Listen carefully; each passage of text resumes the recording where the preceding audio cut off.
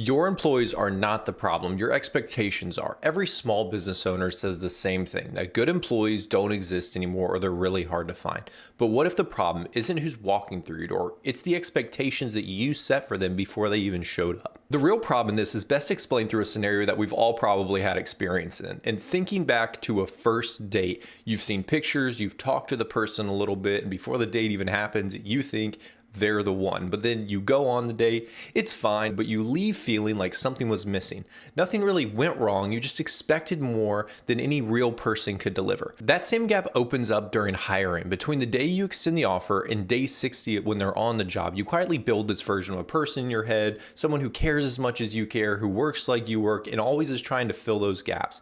But then the real person shows up, and no real person was ever going to live up to that fantasy because nobody ever could. What I'm trying to solve is the things that we can control, a system, a process for us to work towards finding the best candidates for us. And that's exactly what I've designed. This is going to be a 6-step process where we're going to outline the things you can do even before you find your potential candidate, what you can do during your time with them, and then how you can build on that after they actually work for your company. Let's get into step 1. Step 1 is managing your own expectations. And this is the part that most owners completely skip, and they have to interrogate themselves in a way to understand this step, because you have to ask yourself before you even post a job, what do I actually expect from this person? And here's the truth.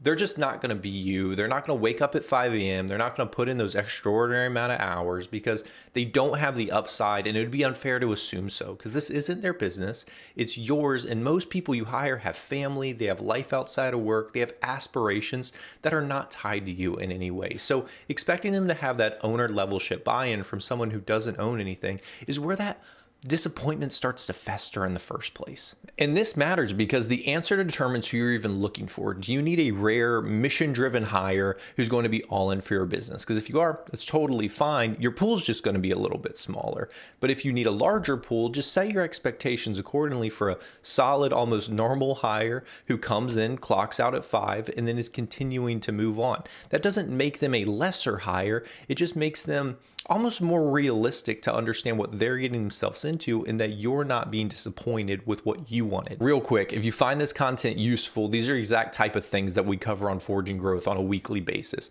Hit the subscribe button. It'll be served up to you when the next one comes around. You won't have to go looking for it. But with that being said, we're going to get back into it. Step 2 is taking a real inventory of the activities you actually need these folks to complete, because most small businesses, they have descriptions in their jobs that are pretty nebulous, which is fair because the type of employee in a small business is not going to have as rigid lines of what they're doing day in and day out.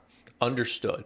But you do have an expectation to give them a clear line of sight into what they're actually supposed to do. And you can couple that with the idea of KPIs and setting goals for them. And it's really not a way just to hold them accountable so you can constantly keep an eye on them. It's an achievement mechanism for them.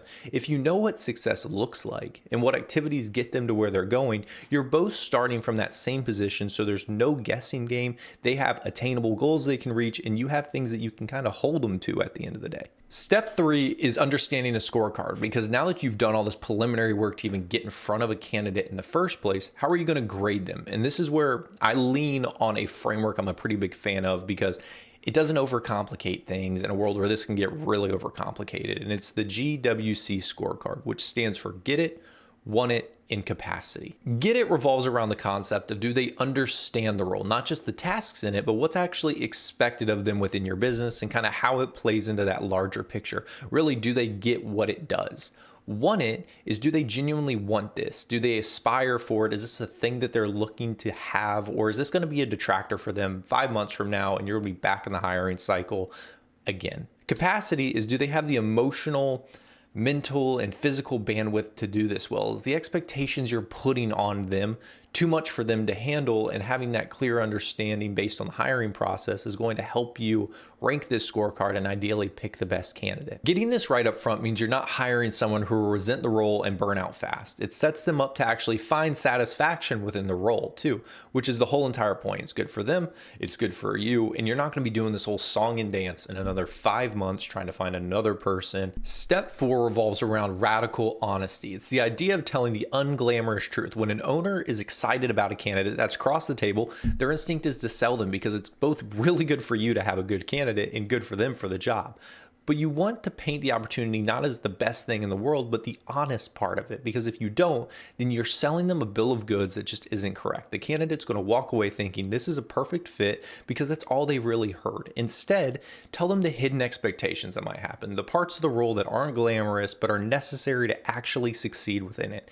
Give them what they need to decide for themselves if this isn't actually right for them. It feels counterintuitive, and being that candid in a hiring conversation is exactly what builds the real foundational understanding between you two that can be built off of, and everybody feels like they didn't get one pulled over on them.